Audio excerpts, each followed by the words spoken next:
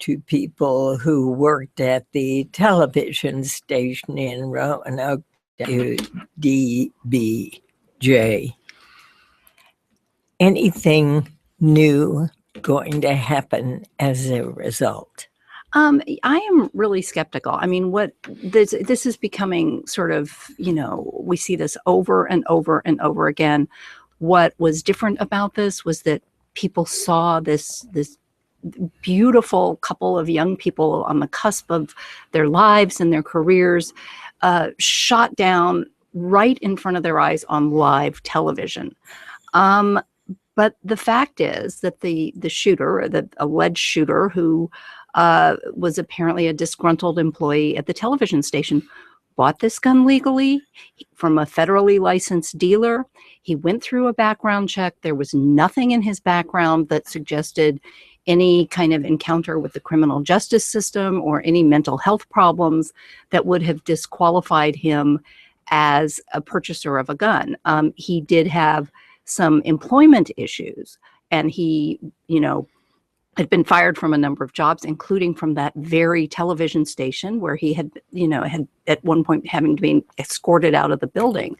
But that is just not the type of thing that shows up on a federal background check. And it is really difficult to see how, you could devise a system where somebody's entire employment record, especially given the confidentiality of a lot of this, would have shown up on a federal background check.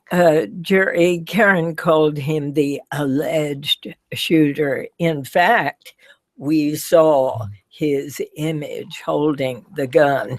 Would you use the word alleged? That's an interesting question. I guess not in this case, but it's because this is almost the equivalent of a snuff video. He videotaped the event himself. He posted videos. He posted reasons for the killing, and then he faxed an actual long explanation of why he was doing this to a television network. And so it was the part of the spectacle here wasn't just another killing. It was the way this one was done, and it was almost the social media campaign that was waged around the killing by the killer, which is remarkable. And I think people don't know what to make. I don't know what to make of that, but it basically says people who in a lot of cases, people who do these things want to make a splash. It's easier than ever to make a splash by doing something crazy. And Byron, would you agree with Karen that literally nothing will change as a result?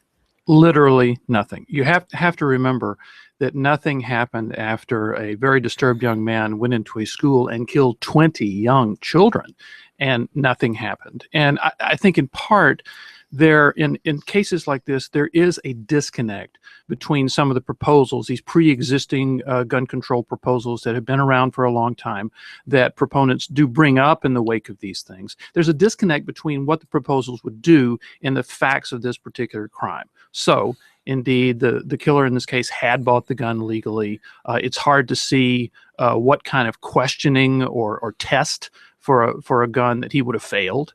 In the Charleston shooting, for example, I believe the killer had a drug arrest that you could look at and say, well, he should not have gotten a gun, or a drug conviction. He should not have gotten a gun. But in this case, it's hard to see a policy option with legal handguns in the United States, protected by the Second Amendment.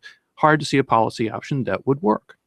That's all true. I agree with that. I do think one thing will happen, though, and it started to happen this week already, which is that it gave Hillary Clinton a reason to re-articulate something that she shows every sign of wanting to make a very big part of her presidential campaign, which is, in fact, a pushing ahead an argument about greater gun control laws. Now, that wouldn't really have done anything in this case. I think you can make that argument very easily, but it makes people concerned about the issue, and that provides an opening for her. And she's shown every sign for several months now of wanting to make this not a peripheral part of her presidential campaign, but a central part of it. And the governor of Virginia, Terry McAuliffe, a close ally of Hillary Clinton's, had in fact campaigned for governor on gun control issues. And specifically, one particular part of the Virginia law is the so-called gun show loophole, which is that if you go to a gun show and buy from a private seller, not a federally licensed dealer, you don't have to go through a background check in Virginia. This again would not have applied in this particular case, but Terry McAuliffe has been upfront and under some criticism for sort of trying to revive that proposal. Well, the gun show loophole's been around for a long time. Arguments about it have been around for a long time. Perhaps you could see something change, but here again, there's that disconnect between the policy prescription and what actually happened.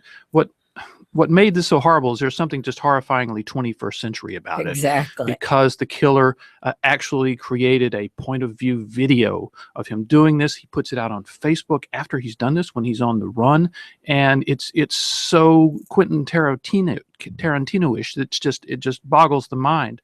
But in terms of actually resulting in real policy changes, don't see that happening. And one of the most twisted parts of it was that he said that he was motivated by the racially motivated killings in Charleston. I mean, it Totally twisted somehow. completely.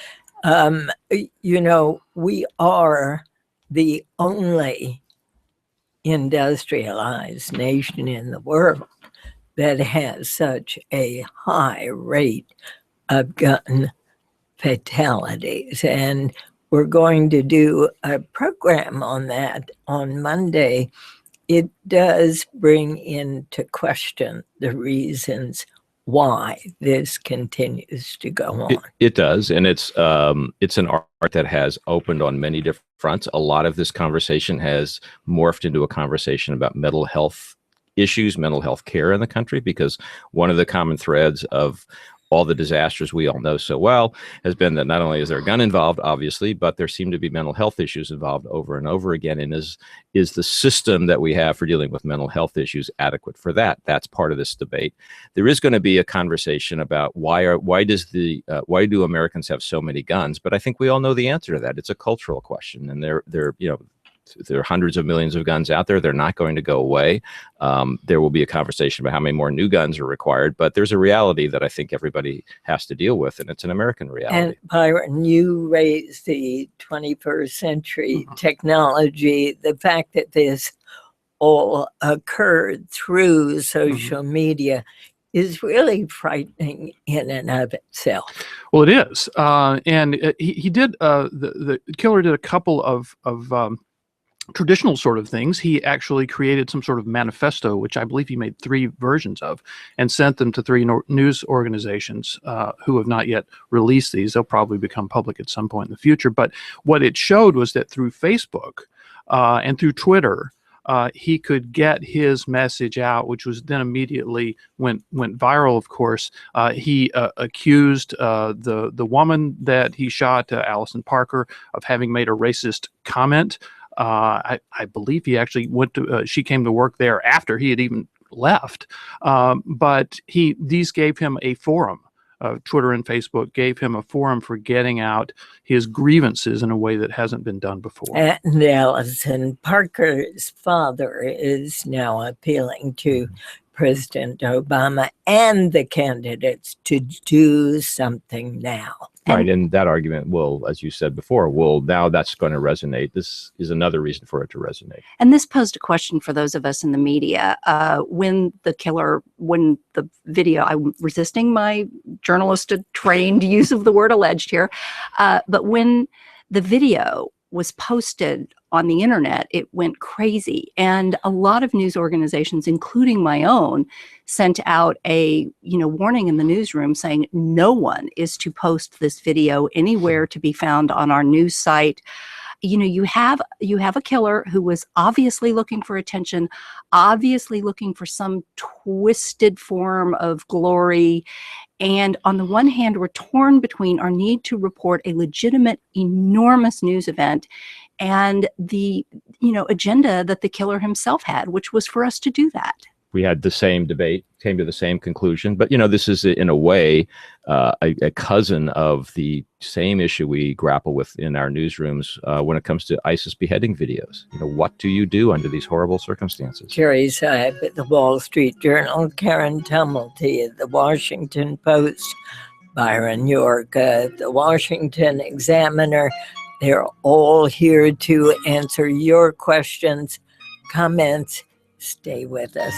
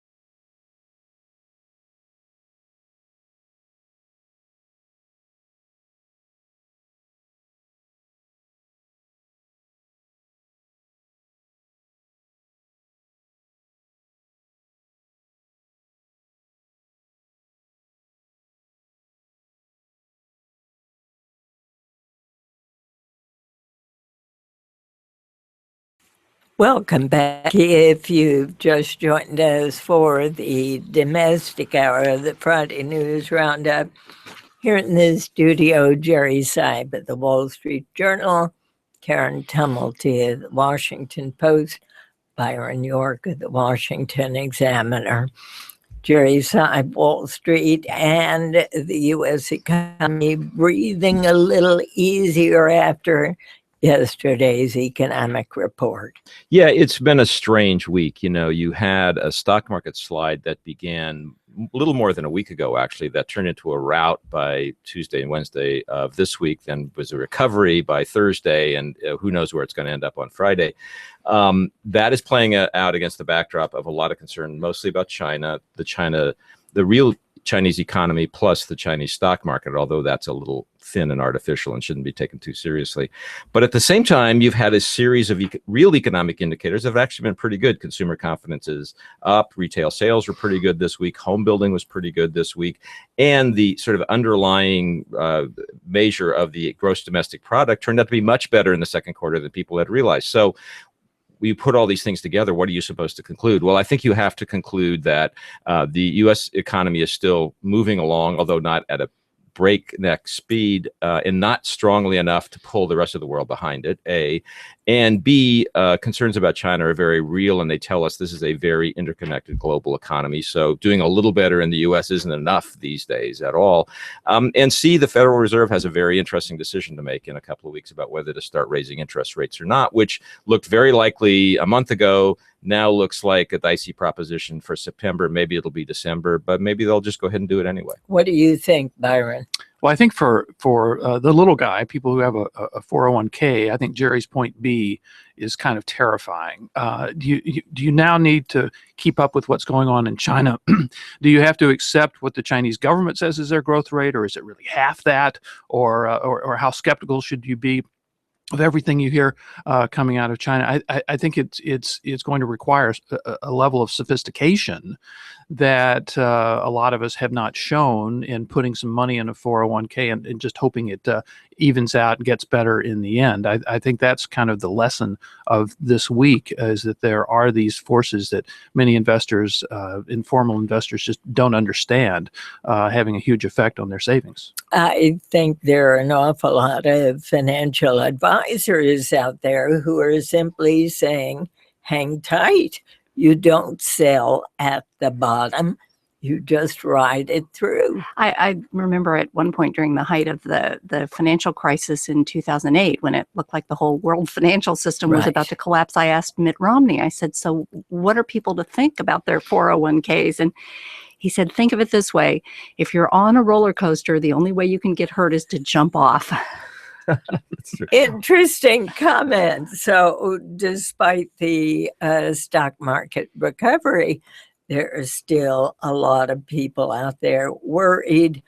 And what can we say about the Chinese stock market and what's happening? Well, I think the first thing to say about the Chinese stock market for most people is don't pay any attention to it. It's not really, it shouldn't be pulling the rest of the world's markets behind it. It's a sort of a strange, new and still relatively thin place. The real question is, what's the Chinese economy doing? There, the problem is it's a very opaque place. You know, there are official statistics. Nobody actually believes the official statistics. Is economic growth really 7%? It somehow magically seems to stay around 7% every quarter, even though it doesn't look as if that's real. Is the unemployment in China really 5% or so? That's what they say, but somehow that never changes from one quarter to the other. People just don't really know. It appears consumers in China are still buying things like Apple phones. That's a good thing, because one of the goals of the World Economic Masters has been to get the Chinese to start buying more of other people's goods. That still seems to be happening. But this great manufacturing infrastructure boom that China has been undertaking for the last decade, which fuel lots of companies and commodities markets, that seems to be slowing down. Net, I think the reality here is the U.S. and the Chinese economies are in fact intertwined in a way that the U.S. and the Soviet economies in those superpower days were never really intertwined. So the question Jerry raised, what is the Fed likely to do? Is it likely to move ahead with plans in this atmosphere to raise interest rates in September? wait till October, November, December. Well, it seemed like a done deal before, and then now it doesn't seem like a done deal. We've had one top official say that it's less than assured, completely less than assured, that it's actually going to happen in September. So it seems to me that the Fed's position has been caution all along, and given these new signs of instability, why not wait a little longer? What do you think, Karen? Well, again, it was, the president of the New York Fed saying that there is a quote unquote less compelling case than there was to raise interest rates. How long that remains the less compelling case, I mean, who knows? Got a guess? No, but there's a counter argument within the Fed, which is, look, let's stop this psychodrama. We're going to start raising rates sooner or later. We'll always find a reason. Let's just get on with it. We're not talking about rate increases that will tank the economy. Maybe we should just tell people we're going to do what we signal we're going to do and raise rates a little bit in September. There is that argument. I mean, if you forced me to guess, I would guess that, considering that Janet Yellen has always been a bit of a dove, he's not been wild about raising rates. She wants to stimulate the economy. That it's a good argument to wait until December and not do it in September. All right, we'll leave it at that. President Obama was in New Orleans this week, marking the 10th anniversary of Hurricane Katrina. He praised the city of New Orleans, saying that it was a model for what the U.S. could be doing, should be doing. What did you think of his comments? And former President George W. Bush is going to be there at a school today. Well, a couple of things. The 10th anniversary has been this occasion to look and see where New Orleans has come since 2005. And if you look at, they've got about 90% of the population that they had before. They have about, I think, 91% of the number of jobs that they had before. Although food service jobs are an even bigger part of the New Orleans economy than they had been before, meaning lower wages. Obviously, there's a lot of the city that has not been rebuilt. I was in the lower ninth last year, and they had this section of what are called Brad Pitt houses. The actor has caused about more than 100 homes to be built, but there's still a huge amount of empty space there. So there's a lot of progress. One thing that was interesting on the Bush front is that there was a little bit of a rehabilitation of George W. Bush in this visit, not from President Obama, but Donna Brazile, the Democratic operative, and Walter Isaacson, who both served together on the Louisiana Recovery Commission, both actually said quite good things about Bush's work. Remember, there was 3 years of Katrina recovery during the Bush administration. Said that the president had done a lot of good work to bring New Orleans back. I thought it was interesting that Governor Bobby Jindal said that President Obama should not make a political issue about climate change during his speech. Well, and he didn't actually make that big an issue of it. He mentioned it, but he didn't dwell on it, which is, I think, what some people expected. I think the White House, I don't know this, but I suspect the White House decided that the people in New Orleans don't want to be the backdrop for a policy debate about climate change. They just want to breathe a sigh of relief that they've made it through the last decade. And so I think that was the character and the nature of the president's remarks. But that doesn't mean that debate isn't going to happen. It wasn't going to happen this week while President Obama was in New Orleans for different reasons. What Bobby Jindal said was that it is a time to mourn the loss of loved ones, not to espouse the divisive political agenda of liberal environmental activism. Karen. Well, it's interesting because Katrina has also become a political metaphor for mismanagement. I mean, every time this president has hit any kind of setback or any sort of gigantic outside event with which he is dealing, it is always called Obama's Katrina. So, I think that for all the human tragedy and human loss and economic loss, it has and remains a political metaphor. All right, let's turn to a new labor ruling. Byron York, the National Labor Relations Board, ruled that Browning Ferris Industries, it's a waste management company, qualifies as a joint employer alongside one of its subcontractors. So what does all that mean? Well, it has to do with big companies that you've heard of, like McDonald's, Sure. who have restaurants that are actually owned by franchisees, or other big companies that large parts of their business is done by contractors. So you are an employee of the contractor or the franchisee, and you're unhappy with your work conditions, and you want to take some sort of action against them. In the past, the bigger company, McDonald's was always separate from that. You couldn't take this. You couldn't enter into a labor negotiation with McDonald's. It was always the guy who owns the particular restaurant you worked at. Now the NLRB, in a straight party line ruling, why elect a Democratic president unless you can control the NLRB? In a straight party line ruling, they have said that McDonald's has responsibility in this case, and that the workers will have to negotiate not just with the franchisee, but with McDonald's as well. So what does this mean for labor unions?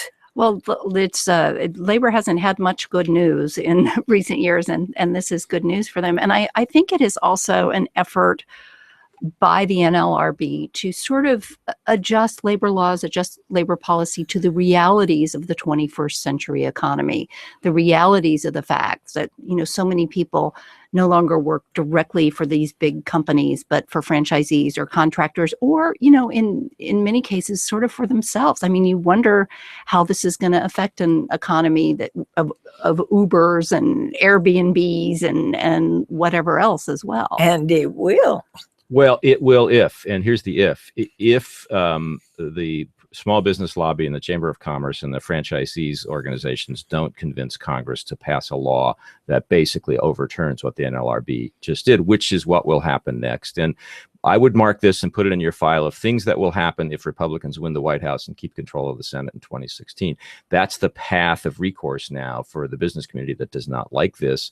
It's not feasible while Barack Obama is there to veto a bill, but it might be feasible, in a year and a half, for example. So this is not entirely over yet, but it's a big deal for now. A lot of litigation to come. That's totally correct. All right. Hillary Clinton certainly had lots to say about Republicans and Planned Parenthood this week, Karen. She actually compared them to terrorists, which set off a... She did not use that word. But I don't have the exact quote in front of me, but that was the message and the implication. And that set off an entirely, new round of combat over this. Again, Congress comes back, and I think this Planned Parenthood, the videos are going to remain a big issue. And, you're going to see Ted Cruz in the Senate leading an effort to potentially shut the government down over defunding Planned Parenthood. Do you think he'd go that far, Byron? Unclear where that happens.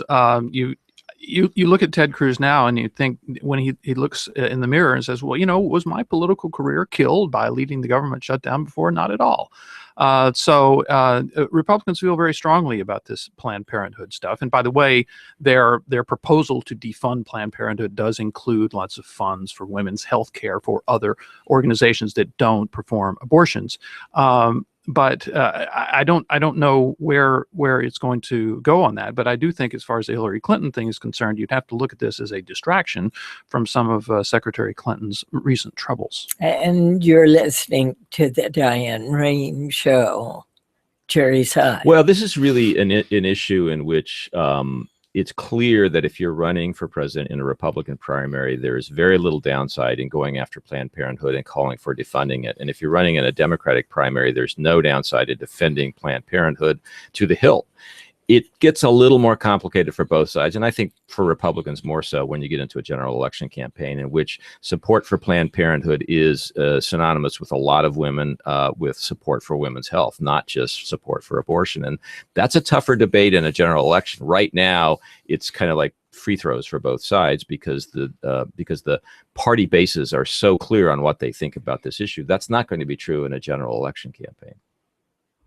I agree as well. And you do wonder if this is one of these fights that a year from now is going to be, completely off the radar screen, or whether this is something that's still raging. But Republicans are going to jump on this whole terrorism thing. I think Marco Rubio immediately said, and he was one of the ones that Secretary Clinton was talking about, said, look, Democrats won't even call terrorists, and they're calling us terrorists. So I think you're going to see Republicans make a big deal of this. Here's what she said. She said, now, extreme views about women, we expect that from some of the terrorist groups. We expect that from people who don't want to live in the modern world. But it's a little hard to take from Republicans who want to be president of the United States. Yeah, I actually think the key word in that passage is extreme. That's the one. You're not going to hear terrorists again. Let's just stipulate that here. But you are going to hear extreme a lot, and it's going to be applied to Marco Rubio in particular, who in the first Republican debate took a very firm position on abortion that probably pushed him a little further to the right than he really wanted to go. So that will be the definition of extremism, and you're going to hear that term a lot more. You won't hear terrorists again, I suspect. And Jerry, what's the latest on Vice President Biden apparently debating still whether to get in?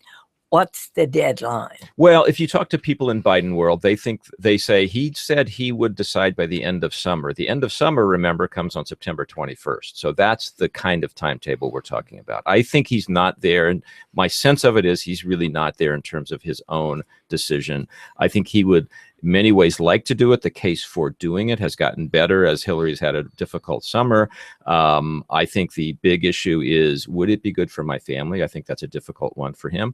There also are some people who are saying to him, if you do this and fail, it will be a bad way to end a really good political career. And I think that has some resonance too. So I think that, most people who know the vice president now think the betting is a little better than 50-50 that he'll do it, but he's not there yet one way or the other. What about if he went in with Elizabeth Warren by his side? Quickly, Karen. I think that is not likely. We'll talk about that more. All right, we'll talk about that a little more after we come back. Want to hear from our listeners who are not only listening, but watching. You can go to drshow.org and click Watch Live.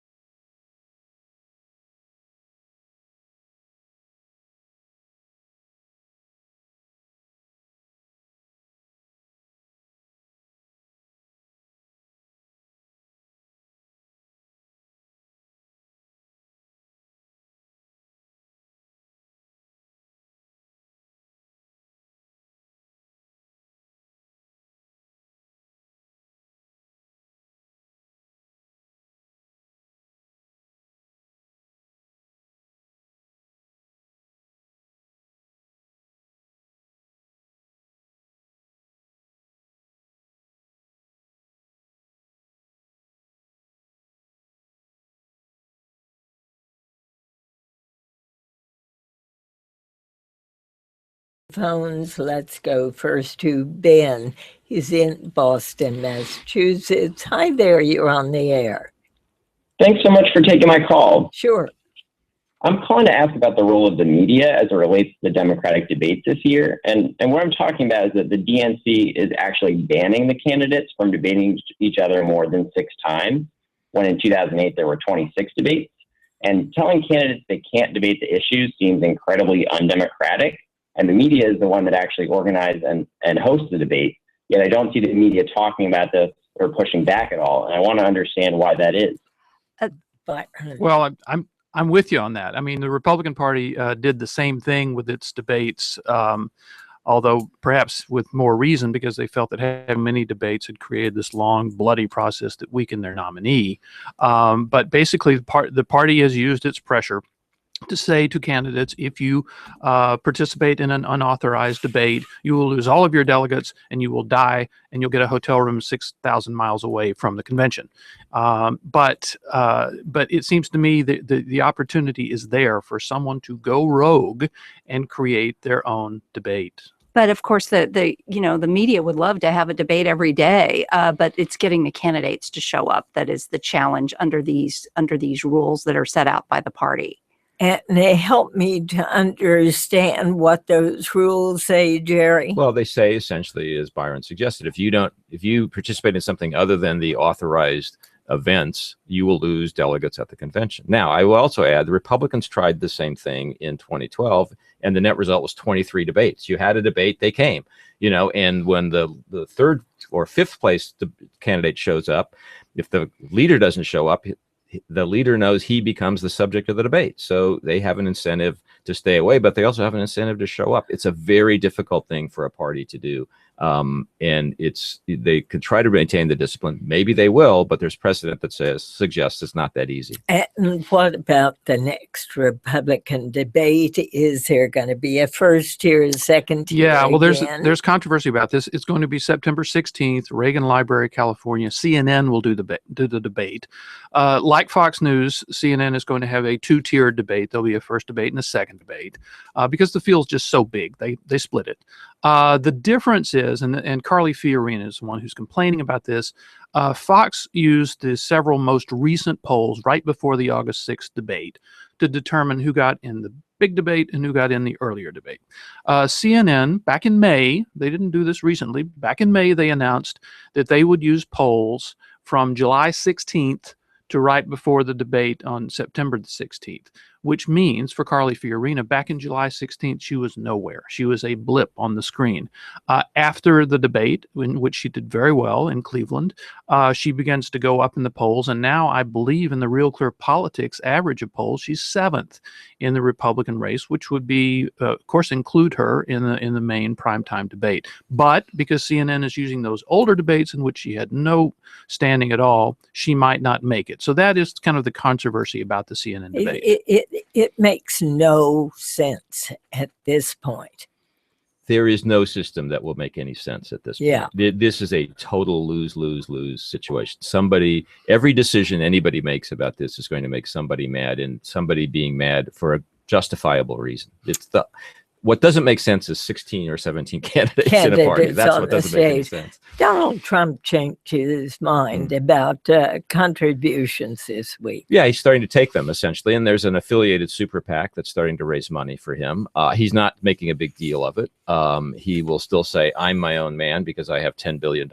And that will continue to be his argument. But if somebody wants to give him money so that he spends less of his $10 billion and more of your $1,000, that's perfectly fine with him. So I think he's going to try to take some money because why not, and not make a big deal of it and hope people don't pay too much attention to it. But he is doing fundraisers, so that's a change. Byron? Well, one of Trump's big appeals, if you talk to voters, is that all his money means that he is beholden to no one. And we have this weird situation where in 2012, Mitt Romney's wealth meant that he didn't care about you. And now Donald Trump's wealth means that he's no one's man. He can't be bought. So I don't think he cares about you. He does care. Actually, he's doing reasonably well in the polls on that. But I don't see him changing any of his appeal based on that. One person he cares little about is Univision's Jorge Ramos. That's right. This week he was giving a news conference, and Jorge Ramos showed up and asked questions when he had not been called upon. And basically, Donald Trump had him ejected from the room. Jorge Ramos, who's got just a huge following in Hispanic media, is sometimes compared to the Walter Cronkite of Hispanic media, was allowed back in. They had a very testy exchange, but it's like Donald Trump, it wasn't like he was going to be getting a lot of Hispanic votes anyway, even though he keeps insisting he's going to win the Hispanic vote. Ended on a friendly note, it was so perfectly stage managed by Trump. I mean, clearly there were questions about whether Ramos needed to be removed from the whole room. I mean, other candidates, Scott Walker, Chris Christie, have had some very determined hecklers in the past, and Ramos was acting a bit like a heckler to begin with.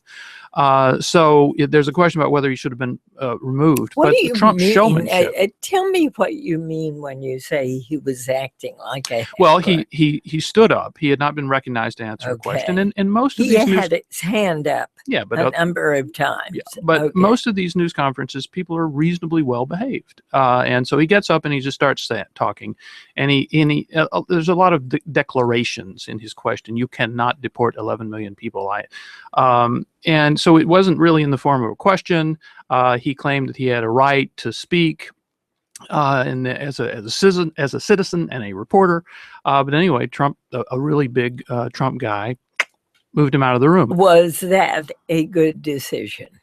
No, I think it was a bad decision to remove him from the room, and which is why you saw Trump bring him back. Okay, absolutely. Who decided to bring him back? My belief is that Donald Trump was orchestrating the whole thing. He wasn't, of course, telling Ramos what to say, but in terms of ordering the removal, Trump. Ordering the come back in, Trump.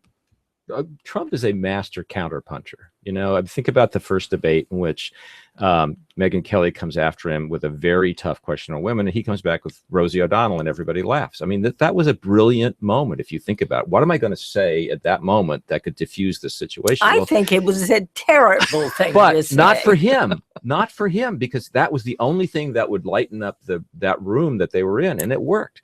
But whether you like it or not, how many people can think that quickly on their feet and read the situation? Jorge Ramos kicking him out didn't work. Within 10 minutes, he's back in the room. He's like amazing. By the way, can I just make the argument that is why they need Carly Fiorina on that stage, and not just because she's a woman, but because at least in my observation in the entire Republican field, she has got the best instincts for the counterpunch. She's got basically the reflexes of a fighter pilot on this. It will be a much more interesting debate if she's on stage. I agree with that, because she actually can do this just as well as Donald Trump can. She may be the only one. All right, let's go back to the phones to Will. He's in Manchester, New Hampshire. Hi there. Go right ahead, please. Hi, Diane. Well, I wanted to ask you, you guys just spent a lot of time talking about Donald Trump, and before that, Hillary Clinton, and before that, at least a couple other candidates in the mainstream of the political world right now. But I wanted to ask you why you're not talking about Bernie Sanders today. I think that there is certainly an unspoken mainstream media blackout that is happening talking about him. And he is, at least in New Hampshire, the Democratic frontrunner at the time. So I wanted to get some of your thoughts about why people aren't. Okay. And he was on this program for an hour. We have talked about him a great deal in other Friday News Roundups. We neglected to mention him this morning. I think Will's got a good point here. And in fact, were you watching the live stream video of this show? As we've been speaking, there's a CNN screen on the wall, and it is actually broadcasting this brand new poll out of the University of New Hampshire that has Bernie Sanders taking the lead there. Now, how is Bernie Sanders affecting Hillary Clinton? Well, I don't think he's putting pressure on her to change. I do think in terms of the Democratic electorate, he acts almost like a forward scout, showing her where where it's safe to go. Free tuition for everybody. Well, maybe we'll go there. And so he's outlining really the outer limits of what is acceptable now in a Democratic Party that's more liberal than it was many years ago. Here's an email from Paul in Oxon Hill, Maryland. He says there's one person responsible for the Joe Biden possibility.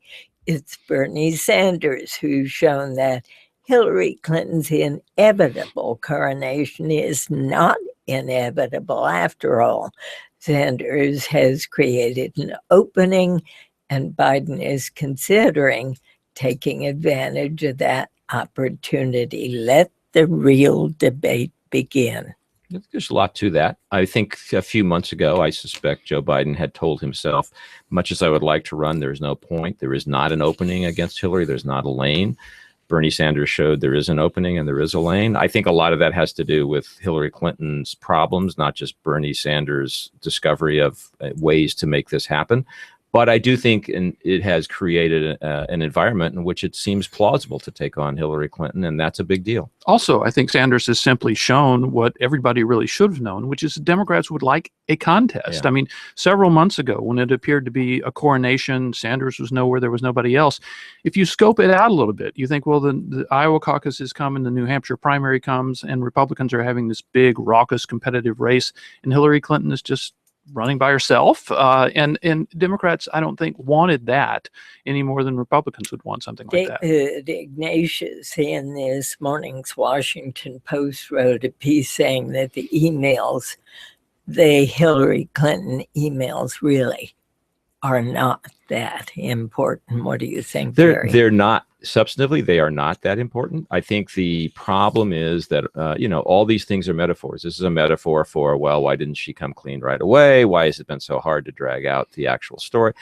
It plays into a Clinton meme that's sort of out there, and that's the problem. I think the substance of the emails will be found to have been less than gigantic, I think. And what about Caroline Kennedy saying that she had used personal email account to conduct State Department business as ambassador to Japan? Well, I think it if anything, it hurts Hillary Clinton even more, because if there's anybody else out there who looks like she comes from a entitled class, it is probably Caroline Kennedy. Do you agree with that, Byron? Well, yes, but I think on terms of the email matter itself, this does hurt Mrs. Clinton on the trustworthiness question. And we just had this Quinnipiac poll, got a lot of attention because they asked an interesting question, which is, what's the first thing you think of when you hear the name Hillary Clinton or Jeb Bush or Donald Trump? The words, which were unbidden, were amazing. Hillary Clinton's were liar, dishonest, and untrustworthy, the top three. Bush's were Bush, family, and honest. And Trump's were arrogant, blowhard, and idiot. So it kind of tells you the problems that each candidate has. And you're listening to the Diane Rehm Show. To Chris in Spring Hill, Florida, you're on the air. Hi, guys. Hi. Hi. My question is I can't wrap my head around is what qualifies Donald Trump to be a president. What are his qualifications that people, you used to, at the time Obama they said, well, he's not qualified. That was a big thing at the beginning of 2008. And that's just something that I can't put my head around is what are the qualifications nowadays to run as president? Byron. Well, there's a long tradition of businessmen thinking they can run for president. Most recently, I guess, Ross Perot, who won 19% of the popular vote in 1992. But I just got back from South Carolina a few days ago. Talked to a lot of voters there, Republican conservative voters, about Trump. And I asked them all, what is the most important thing when you're evaluating a candidate? They didn't say immigration. They didn't say any other issues, actually. It was a set of personal attributes. They view Trump as a strong leader. They view him as someone who's said before, can't be bought, and someone who can push a bureaucracy around. That's the image they have of him. And if you want to put it in the shortest possible way, they see Trump as big and everybody else in the Republican campaign as small. Karen. Yeah, and I think that this is not about the issue. One of the things that people saw in this confrontation with Jorge Ramos is so many people say, why isn't the press pushing him harder on the issues? The press is pushing him plenty hard on the issues, but his answer to every question is, because I'm me. I will build that wall. Yes, it's technically, other people say it's not feasible, but I can do it. I know how to build things. He is his own answer to every single question. If this were about issues, there would be no conservative support for Donald Trump, who supported the single-payer healthcare system once, who supported a giant tax increase at one point in his career, who supported abortion rights, who supported a ban on assault weapons. For almost all other politicians, those would be serious problems, if not disqualifying among conservatives. But the debate has blown past all those things, and as Karen suggests, people try to ask Donald Trump about those, and he just says, that was then. This is now. But this is now almost an election year. Yeah. Is the public really widely in support of him, or is it simply those people who are showing up? Well, you have to remember, the polls tell you that 20% of people who say they will vote in a Republican primary are saying they're for Donald Trump. That's, I don't know, that's about 1/6 of the public. And as I think Byron referred to earlier, these same polls tell you that there's a 60 to 70% of Republican primary voters who say, I will never support Donald Trump. So there's a ceiling out there for Donald Trump, you have to believe. We just don't know exactly where it is or when it's going to get hit. And there really is an entertainment factor here. And part of it's frivolous.